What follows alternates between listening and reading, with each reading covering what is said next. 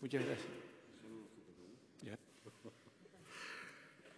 Señor presidente, la comunicación del Gobierno dice lo que dice y tiene 10 puntos, 5 referidos a los antecedentes, a la historia. Solo faltaba que en un asunto estratégico, relevante, político, no tuviéramos en cuenta los antecedentes, que la propia comunicación hace referencias a ellos. Y es obligación de un debate de este nivel político, o al menos para nosotros, analizar qué ocurrió. En el año 82 entramos al Estatuto de Segunda Velocidad porque el centro derecha canario, la UCD y AP, estuvieron en contra de que esta comunidad accediera por la vía del 151 y fueron los socialistas y la izquierda nacionalista canaria la que peleamos en favor de lo otro. Y aquí en esta comunicación se pasa de puntilla, se habla de la hegemonía política como si fueran extraterrestres. Tenían nombre y apellido y lo siguen teniendo, y además están los antecedentes. Por lo tanto, no accedimos a un estatuto de primer nivel en la transición política porque aquí el centro derecha se opuso, porque era un centro derecha al servicio del centralismo. En el 96 se da un impulso moderado y se introducen algunos elementos positivos. Desde luego, la consideración de nacionalidad de Canarias no es un elemento baladí, no es un elemento neutral ni menor, y fue importante. Y se produce un elemento muy negativo: el retroceso en los parámetros de la democracia de nuestra tierra. Ni siquiera se respetaron las propuestas, yo creo que exageradas, del propio Parlamento. Y en las Cortes Generales se dio una vuelta de tuerca y se llevaron los topes al 30% y el canario al 6%. Eso fue lo que ocurrió en el 96 y tiene también nombre y apellido. Y ocurrió en el año 2004, 2005, 2006 y 2007, que hubo una gran oportunidad para acceder a un estatuto más evolucionado, más adaptado, más singular, más asimétrico. Ocurrió lo que ocurrió. Y no es casual quien mande, porque los avances del autogobierno en España han sido producto de la pelea legítima de los pueblos que conforman el Estado en favor de este derecho, y ha habido sensibilidades en mayorías políticas en España, en unas veces sí y otras veces no. Y no hay ninguna que haya coincidido con la derecha política española, ninguna. Ni en la transición ni después. De manera que es extemporáneo, es bastante inútil pretender que al Partido Popular en esta etapa le vayamos a convencer de profundizar en el autogobierno, en la diversidad, en la asimetría. Es bastante inútil. Y luego diré lo que creo que debemos hacer. El Partido Popular legítimamente aspira a un Estado más centralista, si ha incumplido los estatutos vigentes. Si el Partido Popular ha hecho leyes de recentralización del Estado aprovechando la crisis, un día sí y otro también. ¿Qué ingenuidad les caracteriza a ustedes para venir ahora a decir que el Partido Popular va a aceptar un estatuto de verdad, profundo, de cambio, para tener competencias en puertos y en aeropuertos, para delimitar territorialmente el archipiélago y actuar sobre esa delimitación, para tener una sanidad exterior al servicio del control de nuestras fronteras? Para ese conjunto de cuestiones, para proteger nuestro sistema fiscal y económico, va a ser difícil encontrar la correspondencia del Partido Popular, y además en este caso lo han dicho antes, lo han dicho hoy y lo van a seguir diciendo, y sobre todo lo practican. Por lo tanto, esos antecedentes son importantes que se pongan aquí porque lo dice la comunicación, pero pasa de puntilla. Segunda cuestión. El señor Ruano hace referencia a que la ruptura del grupo nacionalista en el Congreso influyó en este tema. Yo creo que está mal informado. No toca hoy discutir de ese tema.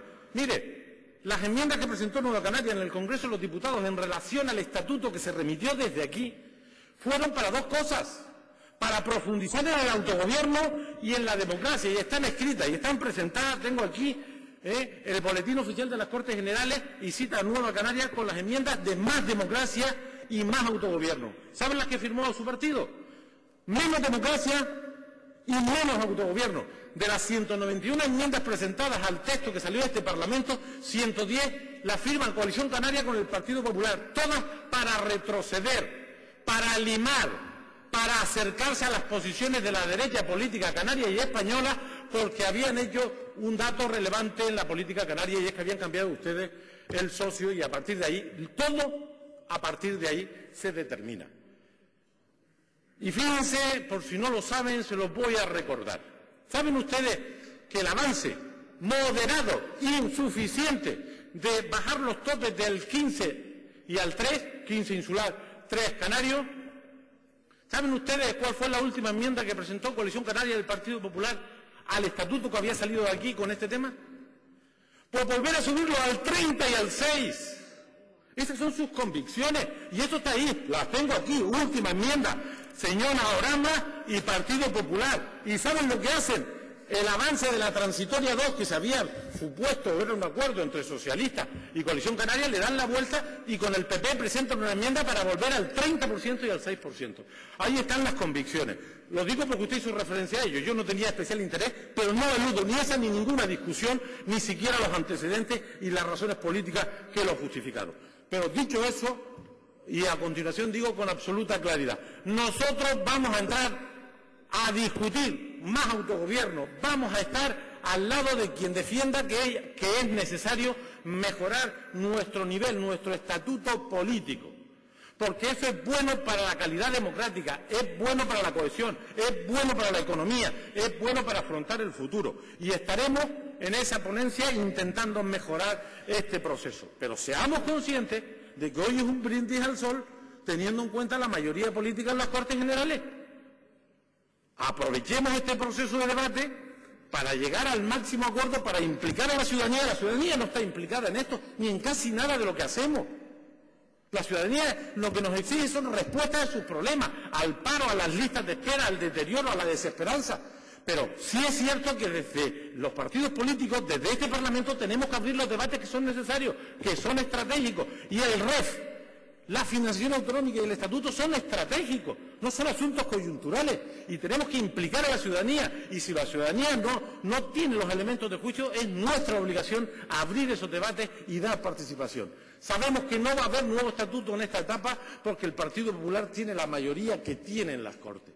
Pero puede servir para precisar la posición canaria y para implicar a la ciudadanía, para abrir un debate, para que la gente sepa que tener más autogobierno es bueno para sus vidas, para sus intereses, para su futuro. Y ahí nosotros estaremos del lado del Gobierno, en trabajar en favor del autogobierno. Y si no sale en esta legislatura, saldrá en la siguiente, pero hagamos las cosas con rigor y que se asuman también las responsabilidades, porque la credibilidad es la credibilidad y la coherencia es la coherencia. Porque aquí pudiéramos llegar algunos a pensar que si cambian las circunstancias y Coalición Canaria vuelve a pactar con el Partido Popular, que sé que por ello anhelan una parte importante de los efectivos de Coalición Canaria, pues entonces el estatuto será asunto menor. Asunto menor, porque, insisto, yo soy muy crítico con el Partido Socialista Obrero Español, pero hay que reconocerle que en relación al modelo de Estado ha sido el partido que lo ha facilitado, desde la Constitución a la transición. Y en los procesos de la legislatura de Zapatero, yo creo que el avance de los derechos civiles y del autogobierno son indiscutibles, y eso hay que aplaudirlo. Luego hay otras críticas, 135 de la Constitución que ha comprometido los intereses generales. Pero digamos, por lo tanto, que nosotros vamos a estar del lado de los partidos, de las organizaciones, de los gobiernos que promuevan más autonomía política para esta tierra, que nos den más instrumentos para abordar el futuro. Lo estuvimos en la transición política, lo estuvimos en el 96, lo estuvimos en el 2006 y en el 2007, con más autogobierno y más democracia, y lo estaremos ahora. Lo que sí decimos, y espero que sean ustedes también coherentes, aunque sean críticos con la posición que planteamos, que sí al estatuto, pero sí también a la reforma electoral ahora. Toca que este Parlamento se comprometa en mejorar la calidad democrática que la gente reclama. Porque sí le digo al señor presidente que hay más demanda en relación a la reforma electoral que a la reforma estatutaria. Pero que esto no debe ser lo que determine la posición de este Parlamento. Las cosas estratégicas hay que trabajarlas. Pero toca mejorar la calidad democrática, la gente lo reclama, es posible en este Parlamento avanzar y nosotros vamos a seguir promoviendo ese debate, aunque algunos traten de apantallar ese debate con este, cuando no solo no son incompatibles, sino que son absolutamente compatibles y coherentes. La disposición transitoria segunda del vigente estatuto debe ser modificada por este Parlamento y debe contribuir a mejorar la accesibilidad, la diversidad, el pluralismo, y no necesitamos las mayorías políticas de Rajoy. Las podemos hacer aquí y a lo mejor convencemos al Partido Popular de que es posible esta modificación. Y eso es lo que nosotros les pedimos. Acabo, señor presidente, diciéndole que nosotros, el estatuto, contrariamente a la simplificación que se puede hacer, creemos que es un instrumento para el desarrollo, para el progreso, para la unidad, para el bienestar. Claro que es importante que Canarias gestione el tráfico aéreo interinsulares, que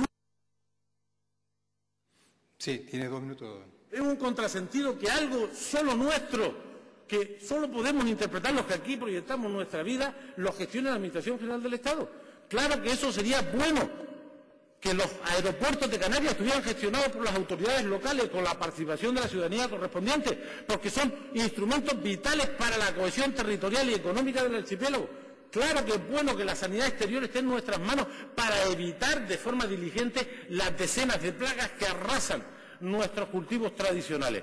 El autogobierno es un instrumento, no es una consigna, es un instrumento para el progreso, para la cohesión, para el desarrollo. Y ahora hay condiciones para hacerlo. No porque hay una mayoría política que no lo facilita, pero la necesidad sigue estando ahí. Lo estuvo en el 2006, lo estuvo en el 2007, se perdió la oportunidad por razones, insisto, partidistas, cortoplacistas, de cómo me va a mí en función del aliado. No se olviden ustedes que fueron a Madrid con los socialistas y si vinieron con los del PP.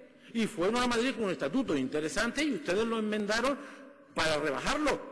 Y aquí se retiró sin que mediara una agresión del centralismo, para aclararnos. Se retiró por razones tácticas, utilizando, insisto, una fórmula que yo creo que vulnera el artículo 64 del Estatuto, que dice cómo se interviene en este tema.